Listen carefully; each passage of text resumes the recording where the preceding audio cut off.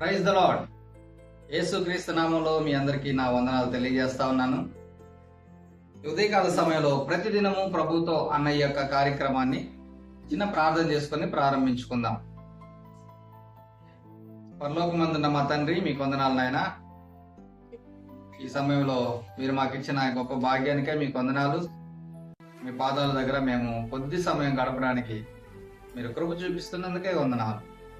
మీ మాటల ద్వారా దేవనైనా మాతో మాట్లాడి మమ్మల్ని బలపరచమని వేడుకుంటాం. సహాయం చేయండి, కృప చూపించమని యేసుక్రీస్తు నామములో ప్రార్థించి వేడుకున్నాం తండ్రి, ఆమేన్. ఈ ఉదయకాల సమయంలో మనమందరం ఒక సామెతను గుర్తు చేసుకోవాల్సిన వారంగా ఉంటా ఉన్నాం.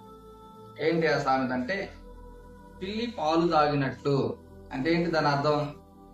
పిల్లి పాలు తాగినట్లు కొంతమంది పనులు చేస్తారంట. పిల్లి ఎలా పాలు తాగుతుంది? కళ్ళు మూసుకొని పాలు తాగుతుంది. నన్ను ఎవరు చూడడం లేదని అనుకుంటారు కదా. సో చాలా మంది వ్యక్తులు ఎలా ఉంటా ఉన్నారంటే, వారు చేయవలసిన కార్యాలను చేస్తూ నన్ను ఎవరు చూడడం లేదు అని అనుకుంటా ఉన్నారు.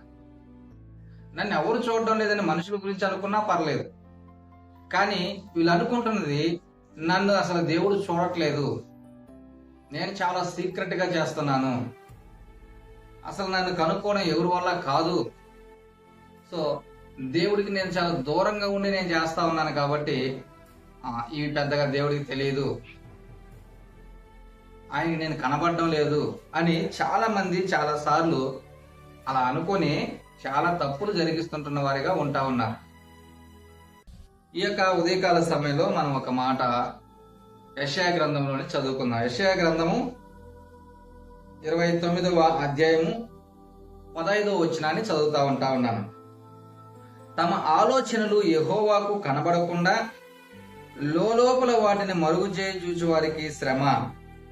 మమ్మునెవరు చూచెదరు, మా పని ఎవనికి తెలియను అనుకుని చీకటిలో తమ క్రియలు జరిగించు వారికి శ్రమ.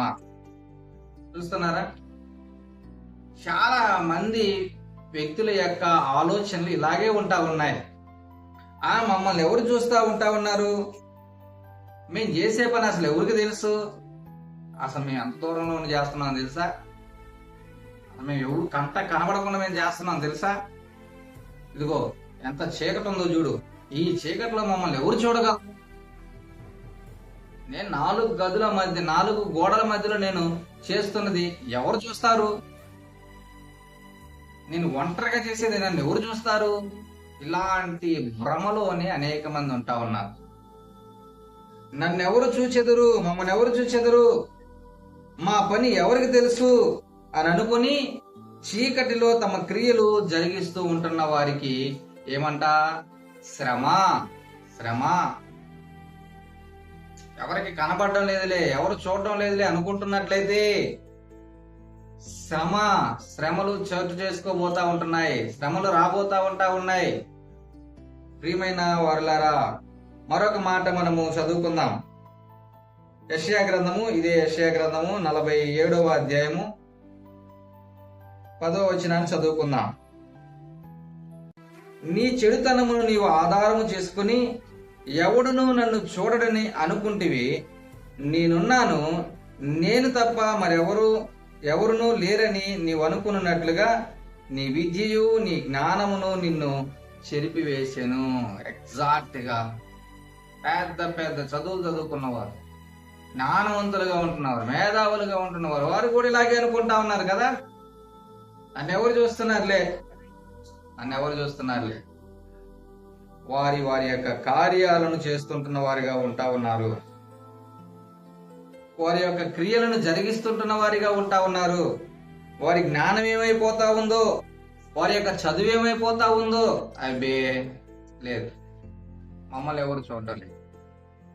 అయితే ఈ ఉదయకాల సమయంలో మనము గుర్తుపెట్టుకోవాల్సిన అంశం ఏంటి అంటే, హెబ్రీయులకు రాసిన పత్రిక 4వ అధ్యాయము 13వ వచనాన్ని మనం చదువుకుందాం. హెబ్రీయులకు రాసిన పత్రిక 4వ అధ్యాయం 13వ వచనం. మరియు ఆయన దృష్టికి కనబడిన సృష్టము ఏదియూ లేదు, మనము ఎవనికి లెక్క అప్పచెప్పవలసి ఉన్నదో ఆ దేవుని కన్నులకు సమస్తమును మరుగులేక తేటగానున్నది. చూస్తున్నారా? మమ్మల్ని ఎవరు చూస్తున్నారులే, మమ్మల్ని ఎవరు చూస్తున్నారులే అని అనుకుంటున్నావా? నేను ఎవరికి దొరకట్లేదులే అని అనుకుంటున్నావా? ఇదిగో నేను ఎక్కడో ఉండి చేస్తున్నానులే అని అనుకుంటున్నావా? నువ్వెక్కడున్నా సరే, ఎంత దూరంలో ఉన్నా సరే, ఎంత చీకట్లో ఉన్నా సరే, ఎంత భయంకరమైన పరిస్థితిలో నువ్వు ఉంటున్నావో దేవుడికి స్పష్టంగా తెలుసు. దేవునికి స్పష్టంగా తెలుసు. ఇక్కడ చెప్పబడుతూ ఉంటున్న మాట ఏంటంటే 13వ వచనంలో, ఆయన కన్నులకు ఏది కూడా మరుగులేదంట, సమస్తమును తేటగా కనబడుతా ఉంటుందంట.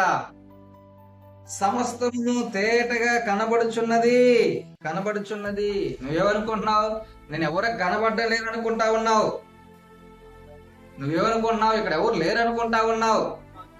కానీ దేవుని దృష్టికి, ఆయన కన్ను దృష్టికి కనబడిన సృష్టము ఏదియూ లేదు. కనబడిన సృష్టము మరియు ఆయన దృష్టికి కనబడిన సృష్టం ఏదియూ లేదు. ఇంకో మాట ఏందో తెలుసా? మనము ఎవనికి లెక్క అప్పచెప్పవలసి ఉన్నదో ఆయనకి అన్ని కూడా సమస్తము తేటగా కనబడతావు. ఆయనకి మనం లెక్క చెప్పాలండి. నువ్వు ఎప్పుడు ఎక్కడ ఏం చేస్తున్నావో, ఎవరితో ఎలాగ నువ్వు ప్రవర్తిస్తా ఉంటున్నావో, ఈ ఊర్లో ఎలా ఉంటున్నావో, ఆ ఊర్లో ఎలా ఉంటున్నావో, చర్చిలో ఎలాగుంటున్నావో, ఇంట్లో ఎలాగుంటున్నావో, బయట ఎలాగుంటున్నావో అన్ని లెక్క చెప్పాలి ఆయనకి. నువ్వు ఎవరికి లెక్క అప్పచెప్పవలసి ఉన్నదో ఆయనకు సమస్తము కూడా తేటగా కనబడుచున్నదట. ఒకవేళ నన్ను దేవుడు చూడటం లేదనుకుంటే భ్రమపడుతుంటున్నావు. జాగ్రత్త. శ్రమ నీకు ఎదురుగాబోతా ఉంది. శ్రమ ఎదురుగాబోతా ఉంది. శ్రమల పాలు కాకముందే నువ్వు గుర్తిరగాల్సింది ఏంటంటే, అమ్మో దేవుడు నన్ను చూస్తున్నాడు, నేను ఎక్కడున్నా సరే ఆయన కనుదృష్టి నా మీద ఉంటుంది అన్నది నువ్వు గ్రహించవలసిన వాడుగా, గ్రహించవలసిన దానిగా ఉంటా ఉన్నా. కాబట్టి ఈ ఉదయకాల సమయంలో ఒకవేళ నువ్వు అలాంటి ఆలోచనలతో ఉంటున్నట్లయితే ఆలోచన మార్చుకో. ఆయన నిన్ను చూస్తా ఉన్నాడు, ఆయన నిన్ను గమనిస్తా ఉంటా ఉన్నాడు, ప్రతిదీ కూడా పరీక్షిస్తున్నవాడుగా ఉంటున్నాడు, పరిశీలనగా చూస్తున్నవాడుగా ఉంటా ఉన్నాడు. నువ్వెక్కడ, ఎప్పుడు, ఎవరితో, ఏ విధంగా, ఎలాగ ప్రవర్తన చేస్తా ఉంటున్నావు, ఏ విధంగా నడుచుకుంటున్నావు, దాని అంతటినీ కూడా ఆయన స్పష్టంగా చూస్తున్న దేవుడిగా ఉన్నాడు. ఆయన కను దృష్టికి ఏది కూడా మరుగైలేదంట, మరుగైలేదు. కాబట్టి ఈ ఉదయకాల సమయంలో ప్రభువా నువ్వు నన్ను చూస్తున్నావు అన్న గ్రహింపులోకి నేను వచ్చాను. ఇక మీదట భయభక్తులతో ఉండడానికి సహాయం చేయి. ఇక మీదట నేను అలా భ్రమపడకుండా ఉండడానికి సహాయం చేయి. నీ యందు భయము కలిగిన వాడిగా, భయం కలిగిన దానిగా, మంచిగా యథార్థంగా ప్రవర్తించడానికి కృప చూపించు ప్రభు అని దేవుని వేడుకుందాం. దేవుడు సహాయం చేస్తాడు. తలలోంచి దానికి కళ్ళు మూసుకుందాం, ప్రార్థన చేస్తాం. ప్రేమ కలిగిన తండ్రి, మీకు వందనాలు నాయన. నీవు మమ్మల్ని చూస్తున్నావు, మేము ఎక్కడున్నాము, ఏం చేస్తున్నాం, అన్నిటినీ కూడా స్పష్టంగా చూస్తున్నామన్న మాటను మేము ఈ ఉదయకాల సమయంలో జ్ఞాపకం తెచ్చుకోవడానికి మీరు మాతో మాట్లాడిన మాటలకే వందనాలు. ఎవరైతే నాయన భయము భక్తి కలిగి ప్రవర్తించాలని అనుకుంటున్నారో, అయ్యో దేవుడు నన్ను చూస్తున్నాడు, జాగ్రత్తగా ఉండాలని తలస్తా ఉంటున్నారో, ప్రభువా నన్ను చూస్తున్నావన్న ఆ భయం లేకుండా నేను జీవించానని క్షమించని వేడుకుంటా ఉన్నారు. వారందరి పక్షాన మీరు నిలబడి వారిని క్షమించి, వారిని అభివృద్ధి పరిచి, వారిని ఆశీర్వదించి ఆత్మీయంగా దినదినము అభివృద్ధిలోకి తీసుకురామని వేడుకుంటూ యేసుక్రీస్తు నామములో ప్రార్థించి వేడుకున్నాను తండ్రి. ఆమేన్. God bless you.